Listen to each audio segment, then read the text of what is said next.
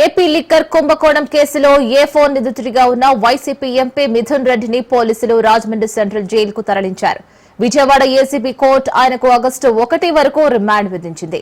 రాజమండ్రి జైలుకు మిథున్ రెడ్డిని తరలిస్తున్నారు అనే సమాచారంతో పెద్ద ఎత్తున వైసీపీ శ్రేణులు అక్కడికి చేరుకున్నాయి. ఈ క్రమంలో పోలీసులు భారీ బందోబస్తు ఏర్పాటు చేశారు. ఎలాంటి అవాంఛనీయ సంఘటనలు జరగకుండా నేరుగా వాహనంలోనే జైలు లోపలికి తీసుకువెళ్లిపోయారు. దీంతో పార్టీ శ్రేణులు క్రమంగా అక్కడి నుంచి వెనుదిరిగారు.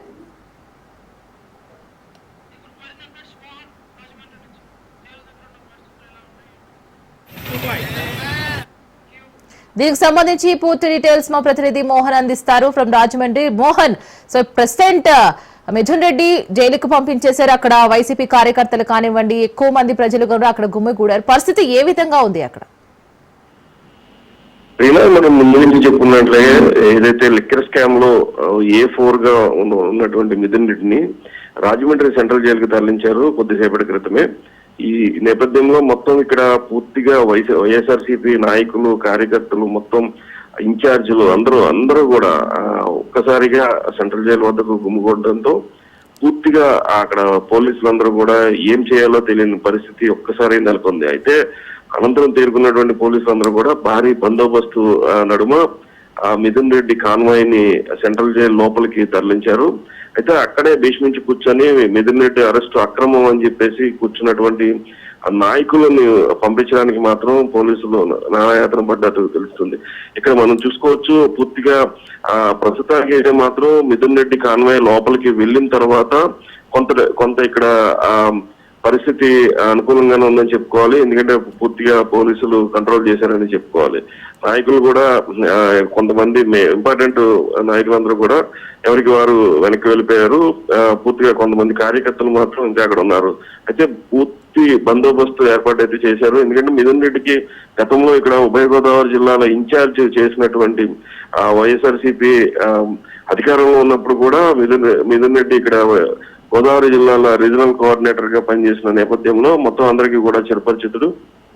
అందుకే వీళ్ళందరూ కూడా ఒక్కసారిగా మిథున్ రెడ్డి ఇక్కడికి వస్తున్నారంటే చూడాలి, అతనికి సంఘీభావం ప్రకటించాలని చెప్పేసి మొత్తం కార్యకర్తలు, నాయకులందరూ కూడా ఒక్కసారిగా రావడంతో ఒక్కసారి పరిస్థితి అయితే ఉద్రిక్తత పరిస్థితులు నడుమ పోలీసులు పూర్తిగా మిథున్ రెడ్డి కాన్వాయ్ని మాత్రం సెంట్రల్ జైల్లోకి ఎటువంటి అవాంఛనీయ సంఘటనలు జరగకుండా ఈ కాన్వాయ్ మాత్రం పోలీసులు సెంట్రల్ జైల్లోకి తీసుకెళ్లారు. Right Mohan, thank you.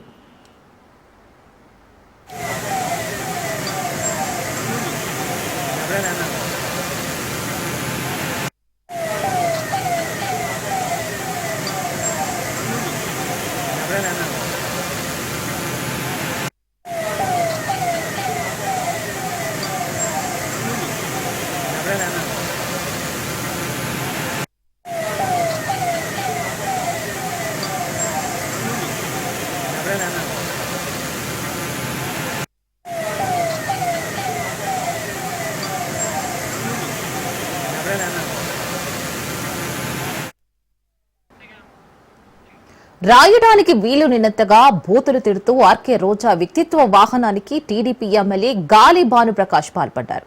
మహిళా లోకం అసహ్యించుకునేలా సోషల్ మీడియాలో ఆమెపై అసభ్యకర వ్యాఖ్యలను ట్రోల్ చేశారు. ఈ వ్యవహారంపై రోజా చిత్తూరు జిల్లా నగరి PS లో ఫిర్యాదు చేశారు. సభ్య సమాజం సిగ్గుపడేలా తనపై ట్రోల్ చేస్తున్న వారిపై చర్యలు తీసుకోవాలని అన్నారు. నగర ఎమ్మెల్యే గాలి భానుప్రకాష్ ఆయన సహచరుడు సోషల్ మీడియాలో తన గురించి 2000 ఇస్తే ఏ పనైనా చేసేదని, మార్కెట్లో ఆ మాట ఉందని అన్నారు. ఆమె ఇప్పుడు 2000 కోట్లు సంపాదించిందని కామెంట్ చేశారు.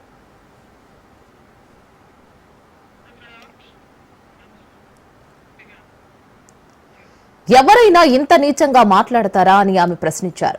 వ్యక్తిత్వ హననం చేసేలా మాట్లాడిన నగరి ఎమ్మెల్యేపై చర్యలు తీసుకోవాలని కోరారు. అయితే ఈ ఫిర్యాదుపై పోలీసులు స్పందించకపోవడంపై ఆమె ఎక్స్ వేదికగా ఆవేదన వ్యక్తం చేశారు. తాను రాష్ట్రంలో మహిళపై జరుగుతున్న ఆకృత్యాలపై గొంతెత్తినందుకు టీడీపీ ఎమ్మెల్యే గాలి భాను తనను అసభ్యకరంగా దుర్భాషలాడుతూ బాధ పెట్టారని అన్నారు రోజా. ఇది తనకు మాత్రమే జరిగిన అవమానం కాదని, అధికారంలో ఉన్న వారిని ప్రశ్నించడానికి ధైర్యం చేసే ప్రతి మహిళపై జరిగిన దాడి అని అన్నారు. మరి ఇలాంటి రాష్ట్రంలోనా మనం నివసిస్తున్నామని, ఇది ప్రమాదకరమైన సంస్కృతమని ఆవేదన వ్యక్తం చేశారు. భానుప్రకాష్ పై వెంటనే చట్టపరమైన చర్యలు తీసుకోవాలని డిమాండ్ చేశారు. ఈ ఇష్యూపై పవన్ కళ్యాణ్ స్పందించాలని అన్నారు.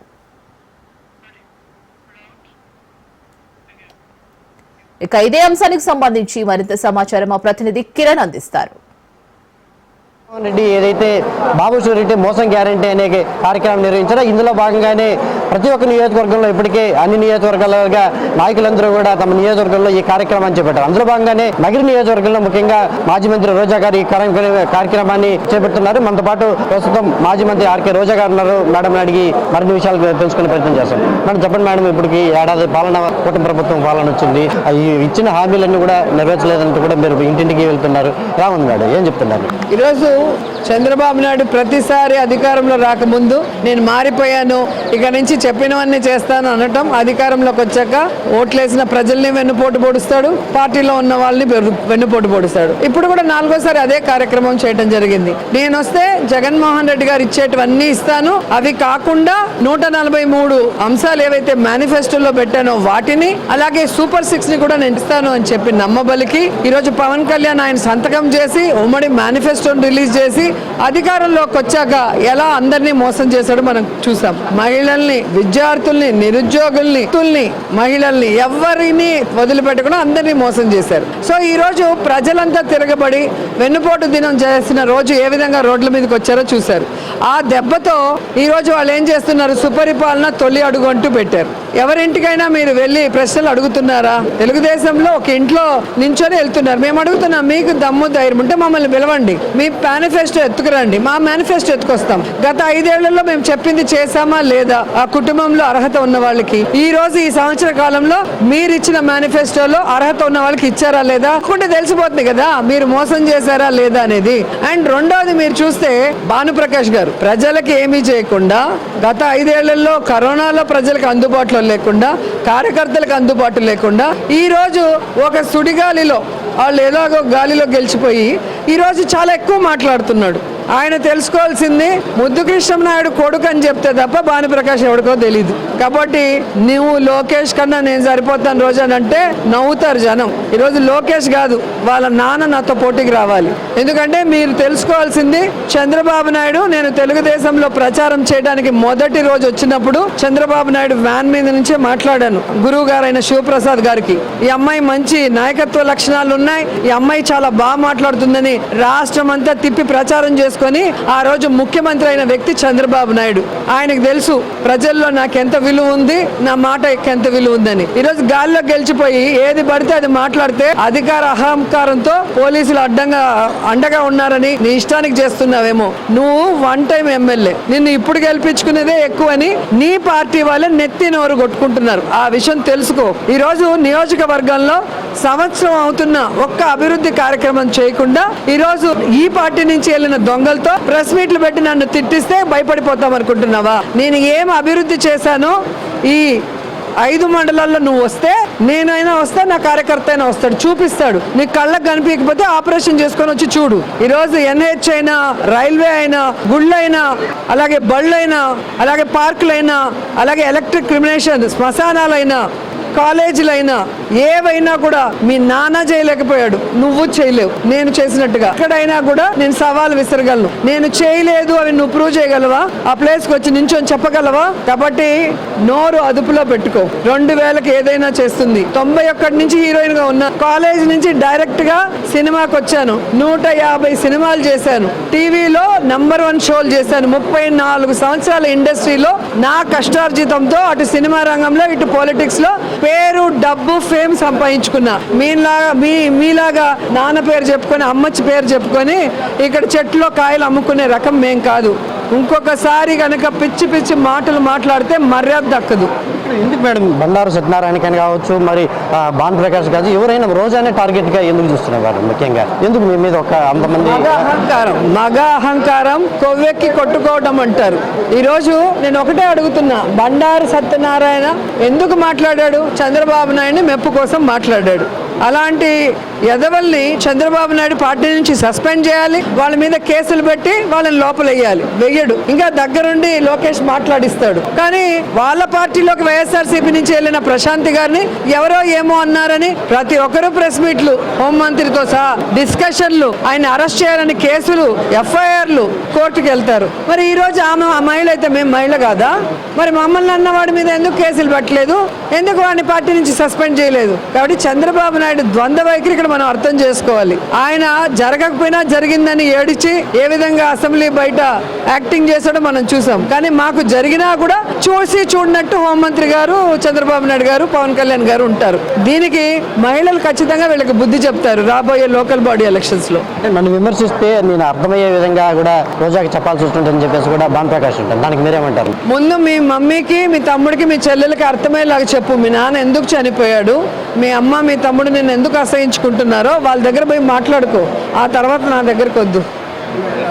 ఇది మొత్తం మీద చూసుకుంటే ఏదైతే మాజీ మంత్రి రోజా మాట్లాడుతూ కూడా, అంటే గాలి భానుప్రకాష్ మాట్లాడిన మాటలకు తీవ్రంగా దాన్ని మాట్లాడుతూ కూడా ఇది మహిళలకు సహించే పద్ధతి కూడా కాదు అని చెప్పేసి దీని మీద కఠినంగా మేము ముందుకు వెళ్తామని చెప్పేసి కూడా మాజీ మంత్రి రోజా చెప్పే పరిస్థితి కనిపిస్తుంది. ఏదేమైనప్పటికీ మంత్రి రోజా మాత్రం చెప్తున్న పరిస్థితి ఏంటంటే గాలి మాటలు ఇట్లా ఏవైతే మాట్లాడుతున్నారో దానికి సంబంధించి పూర్తి స్థాయిలో మేము న్యాయపరానికి.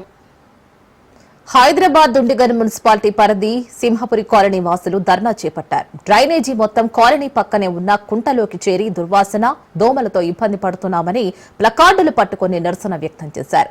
బోర్ వాటర్ మొత్తం డ్రైనేజీ నీరు వస్తున్నందున తమ న్యాయమైన సమస్యను పరిష్కరించాలని కోరుతున్నారు. వెంటనే రోడ్లు, డ్రైనేజీ సమస్యను సంబంధిత అధికారులకు తమ సమస్యను వీలైనంత త్వరగా పరిష్కరించాలని, లేదంటే మున్సిపల్ కార్యాలయం ముందు ధర్నా చేపడతామని హెచ్చరించారు. రాజకీయ నాయకులు కేవలం ఎన్నికలు వచ్చినప్పుడు హామీలు ఇచ్చి ఆ తర్వాత మొహం చాటేస్తున్నారని అన్నారు.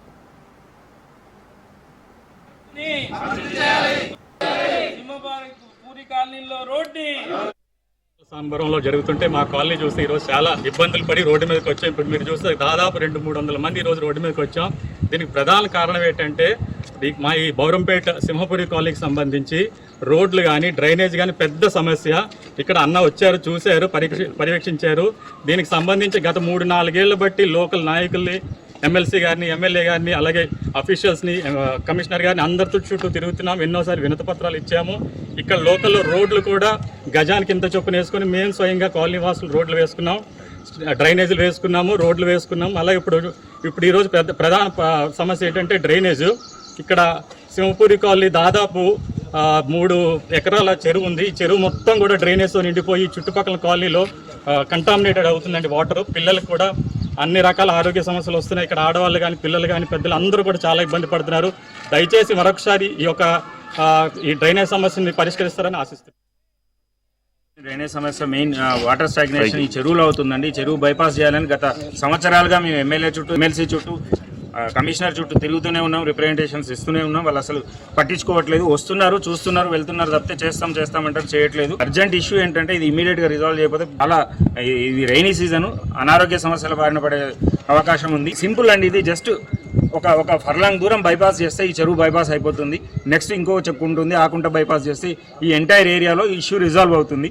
దయచేసి అధికారులు కల్పించుకొని ఈ సమస్యను వెంటనే రిజాల్వ్ చేయండి. చాలా అధ్వాన్న పరిస్థితిలో ఇక్కడున్న జనం బతుకుతున్నారు. కొంచెం తప్పకుండా దృష్టి పెట్టి ఈ సమస్యను సాల్వ్ చేయాలని ఎమ్మెల్యే గారికి ఇచ్చాము. ఎమ్మెల్సీగా ఎవరైనా ఎమ్మెల్యే, ఎమ్మెల్సీ తర్వాత చైర్పర్సన్ అందరూ వచ్చి చూసి వెళ్ళారు. చేయిస్తామని ఇరిగేషన్ వాళ్ళకి కాల్ చేశారు, టౌన్ ప్లానింగ్ వాళ్ళని పట్టుకొచ్చారు, మున్సిపల్ ఏఈని పట్టుకొచ్చారు, వచ్చారు, చూసారు, పోయారు, చేస్తారంటారు. మేమే డబ్బులు ఖర్చు పెట్టుకుంటామండి, జేసీబీలు పెడతాము, అవసరమైతే అవి పెడతాం, మీరు బైపాస్ చేయించండి అంటే ఇంతవరకు పట్టించుకునేది లేదండి. వాటర్ మొత్తం పొల్యూషన్ అయిపోయిందండి. ఇక్కడ డ్రైనేజ్ వాటర్ కలుస్తుంది వాటర్ లో. మేము చాలా ఇబ్బందులు పడుతున్నాము. అసలు స్మెల్ తో ఇబ్బంది అయిపోతుంది. పిల్లలకు కూడా ఆరోగ్యాలు బాగా పాడైపోతున్నాయి. ఓన్ హౌస్ ఇక్కడ ఉంచుకొని మేము వెళ్ళిపోదామన్నా కూడా మాకు కష్టమైపోతుంది. అదే రెంటల్కి ఉన్నాం అనుకోండి, ఇది వాటర్ బాగాలేదు, చేయలేదు అని చెప్పేసి మేము వెళ్ళిపోతాం ఇక్కడ నుంచి. ఓన్ హౌస్ మూలాన ఇక్కడే ఉండి చాలా ఇబ్బందులు పడుతున్నామండి. నైట్ అయితే దోమలతో బాగా కష్టమైపోతుంది మాకు. ఏదో ఒకటి ఆలోచించుకొని ఏదన్నా చేస్తారు, పొల్యూషన్ మున్సిపాలిటీ వాళ్ళు ఏదన్నా చేస్తారని ఆలోచిస్తున్నాము. ప్రభుత్వం మారినా కూడా ఏది కొంచెం కూడా అభివృద్ధి చెందుతున్నట్టయితే అనిపించట్లేదు మాకు. నెక్స్ట్ ఎలక్షన్ లో మాత్రం మేము ఇది ఓటు హక్కుతో మేము చూపిస్తామండి, సమాధానం ఇస్తాము. మీరు మాత్రం కంపల్సరీ చేస్తారు ఈ ప్రభుత్వంలోనే ఆశపడి మేము ఇప్పుడు ఓట్లేసాము. నెక్స్ట్ టైం కనుక ఇదంతా కనుక మాకు క్లియర్ అయిపోతే కనుక మేము నెక్స్ట్ ఓటుతోనే మీకు చూపిస్తాము. మంచిర్యాల జిల్లాలో ఫ్రీ మెట్రిక్ హాస్టల్స్ లో విధులు నిర్వహిస్తున్న కార్మికులకు సరైన సమయానికి వేతనాలు అందకపోవడంతో కుటుంబాలు గడవడమే కష్టంగా మారిందని కార్మికులు వాపోతున్నారు. వేతనాల కోసం అధికారుల చుట్టూ తిరిగినా తమ సమస్యను పరిష్కరించడం లేదని కార్మికులు ఆవేదన వ్యక్తం చేస్తున్నారు.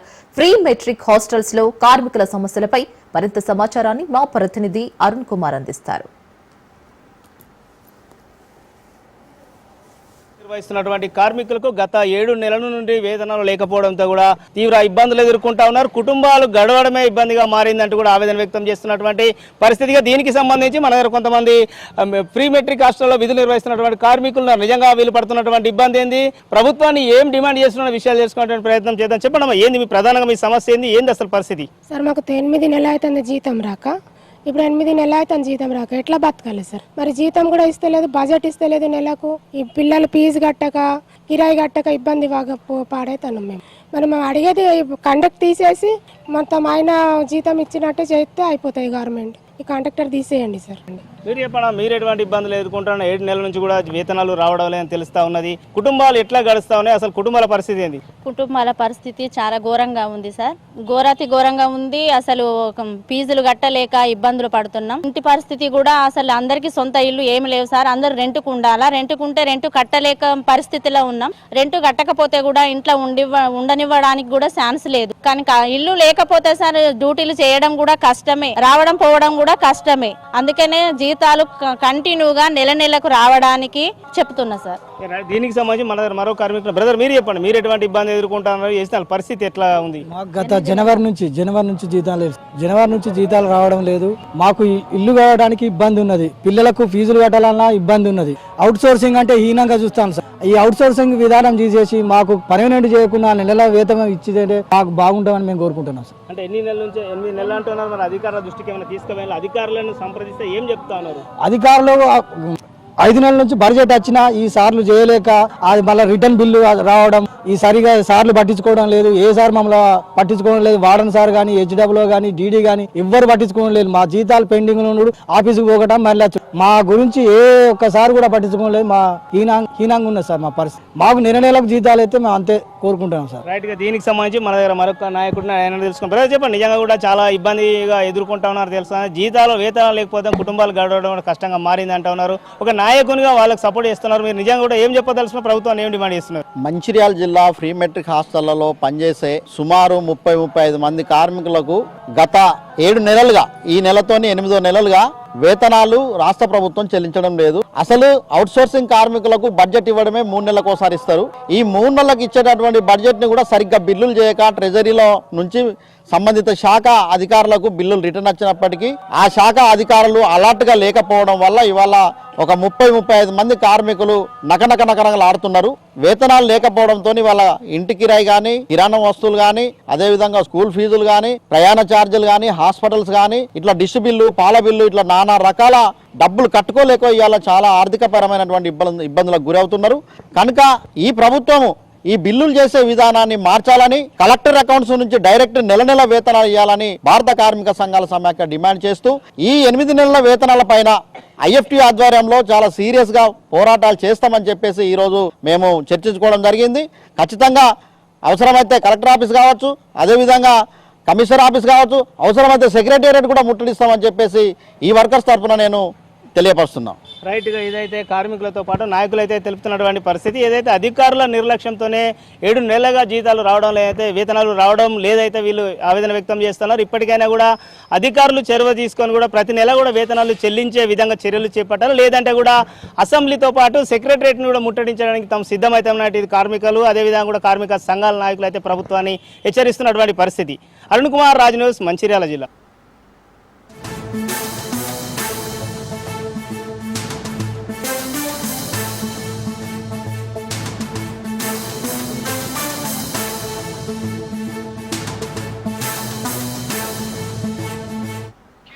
బ్రేకింగ్ న్యూస్ చూస్తున్నాం. సికింద్రాబాద్ కంటోన్మెంట్ ఎమ్మెల్యే శ్రీ గణేష్ పై దాడికి ప్రయత్నించారు కొందరు దుండగులు.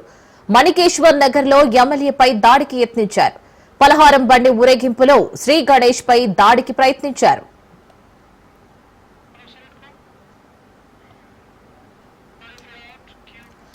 సికింద్రాబాద్ కంటోన్మెంట్ ఎమ్మెల్యే శ్రీ గణేష్ పై దాడికి ప్రయత్నించారు కొందరు దుండగులు. మణికేశ్వర్ నగర్ లో ఎమ్మెల్యేపై దాడికి యత్నించారు. పలహారం బండి ఊరేగింపులో శ్రీ గణేష్ పై దాడికి ప్రయత్నించారు.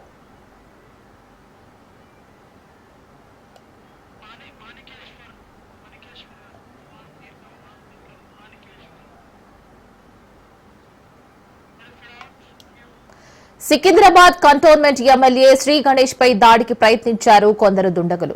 మాణికేశ్వర్ నగర్ లో ఎమ్మెల్యేపై దాడికి యత్నించారు. పలహారం బండి ఊరేగింపులో శ్రీ గణేష్ పై దాడికి ప్రయత్నించారు.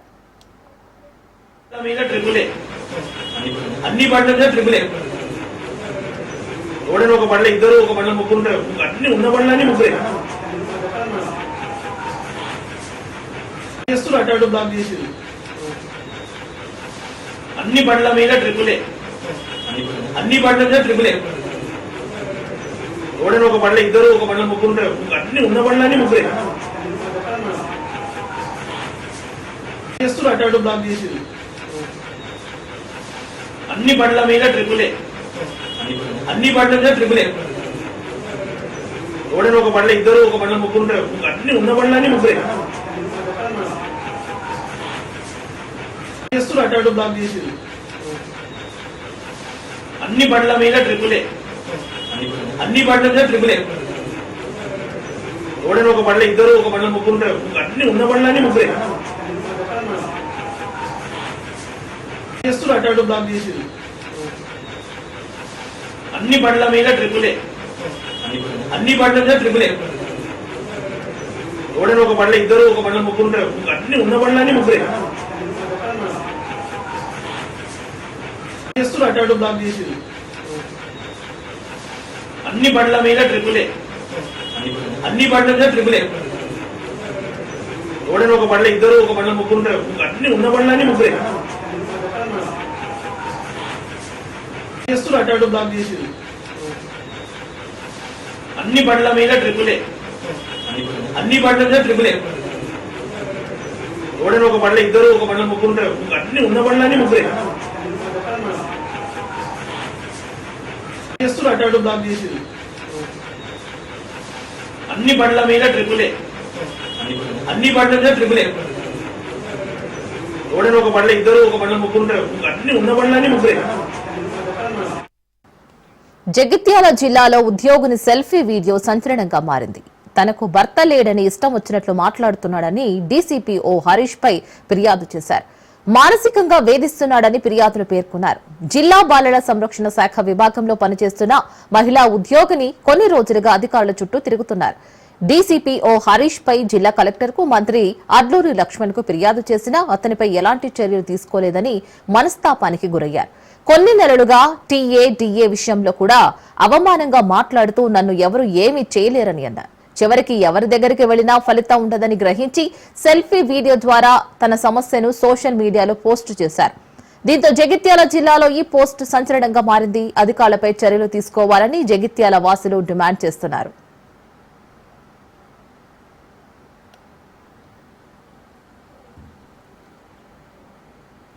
జగిత్యాలలో నేను వర్క్ చేస్తాను సార్.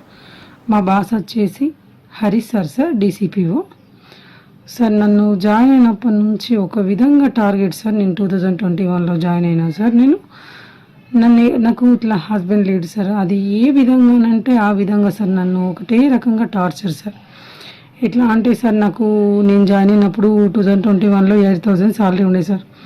మధ్యలో 2,000 పెరిగినాయి సార్. నాకు పెరిగిన తర్వాత నువ్వు ఈ 2,000 పెరిగినాయి ఆగుతలేవు ఈ భూమి మీద అన్నట్టు సార్. ఎట్లా అంటే అదో విధంగా సార్ నేను చెప్పుకోలేని విధంగా టార్చరు, ఈ హరాస్మెంట్ సార్. నాకు అసలు అది ఘోరమైన టార్చర్ సార్ అతనితో.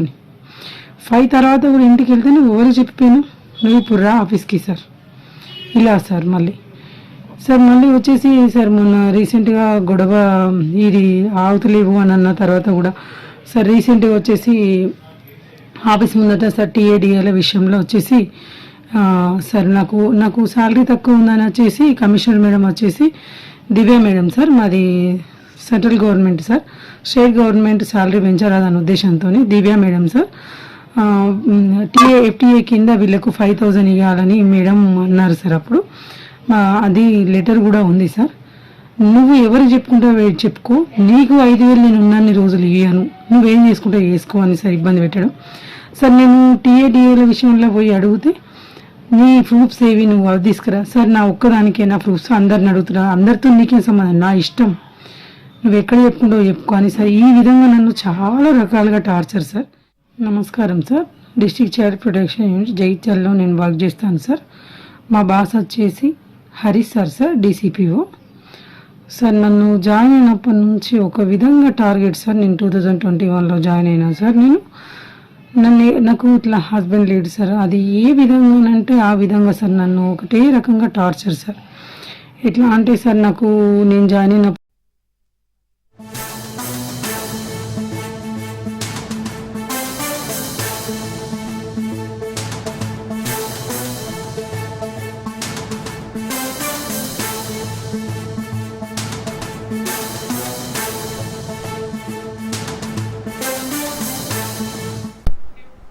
మరో బ్రేకింగ్ న్యూస్ చూస్తున్నాం. తెలంగాణలో మరో 4 రోజుల పాటు విస్తారంగా వర్షాలు కురవనున్నట్లు వాతావరణ శాఖ అధికారులు తెలిపారు. పలు జిల్లాలకు ఎల్లో అలర్ట్ జారీ చేసింది వాతావరణ శాఖ. సిటీలో తేలికపాటి నుంచి మోస్తారు వర్షాలకు అవకాశం ఉంది. అన్ని జిల్లాల్లో ఉరుములు మెరుపులతో కూడిన వర్షాలు పడనున్నట్లు తెలుస్తోంది. ప్రజలు అప్రమత్తంగా ఉండాలని వాతావరణ శాఖ అధికారులు తెలిపారు.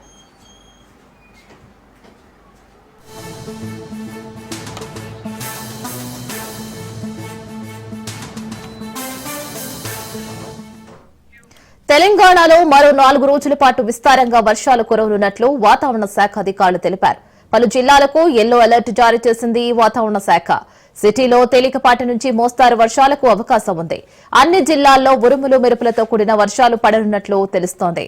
ప్రజలు అప్రమత్తంగా ఉండాలని వాతావరణ శాఖ అధికారులు తెలిపారు.